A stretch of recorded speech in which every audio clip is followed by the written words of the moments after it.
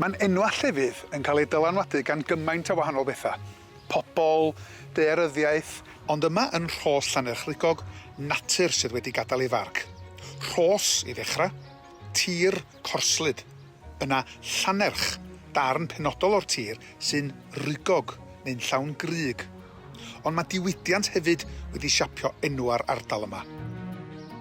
Coed poeth, enghraifft, yn golygu wedi llosgi yn hytrach na poeth o ran tymheredd.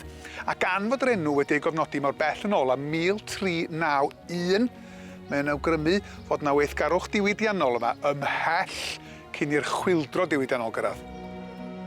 Mae yna ddigon o enwau eraill o gwmpas yr ardal fel Smelt Road neu ffordd Mwyn-doddi sy'n atgyfnerthu'r cysylltiad. Be sy'n ddifyr ydy, fod yr holl dylanwadau gwahanol yma yn golygu bod ein enwau llefydd ni yn newid ac esblygu, mae'r awch i'w gwarchod a'i trysori yn un oesol. Cymerwch Ponciau, pentre ar wahân i'r Rhos ar un tro, a mi fysa nifer o drigolion lleol yn dadlau fod o hyd. Ond mae Ponciau wedi bod yn destun cryn dipyn o ddadlau yn ei hanes. Mae ponc yn yr achos yma yn golygu brincyn neu doman, yn yr un ffordd as a rhai yn deud poncia tywod. Tomenydd was diwydiannau'r ardal sy'n cael ei ddisgrifio'n fan hyn, ac fod heini wedi hen ddiflannu, mae'r enw wedi aros. Mae'r gair ponc yn dod yn wreiddiol o'r Saesneg banc. Mae yna Bank Street a stryd y bonc yn enw ar un lôn yma. Ond mae gan Poncia stori arall hefyd, ac un sy'n ein atgoffa fod trafod enwau a cheisio'u hamddiffyn yn draddodiad dipyn hŷn na fysach chi feddwl. Awn ni nôl i amser pan oedd yr ardal yma yn fwrlwm o gloddio a mwg a thân a mewnlifiad o weithwyr o bob rhan o Brydain yn golygu fod yr enw Poncia yn newid i Poncie.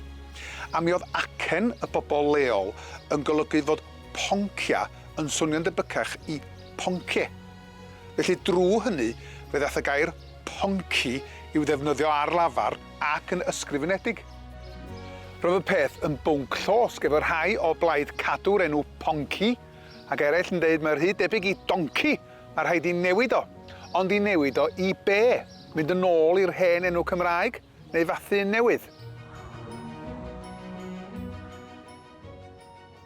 Fe gafwyd rhyw fath o referendum lleol, a'r penderfyniad oedd y byddai ponciau yn cael ei ddefnyddio, bydda bobl leol dal i ddeud Poncie, ond ella na un o'r rheini oedd o blaid cadw'r enw gwreiddiol na throi o ora. Gadewch iddo aros yn Ponciau, canys y mae yna stor o ystyr yn y gair. Felly mae'r un trafod, yr un pryder, yr un frwydr am ein enwau llefydd wedi bod yn mynd ymlaen am, wel, yn hirach na fydda rhywun yn disgwyl falla. Nid stori newydd ydy hon, a dwi'n gobeithio chwaith nad ydy'n stori sy'n mynd i orffen.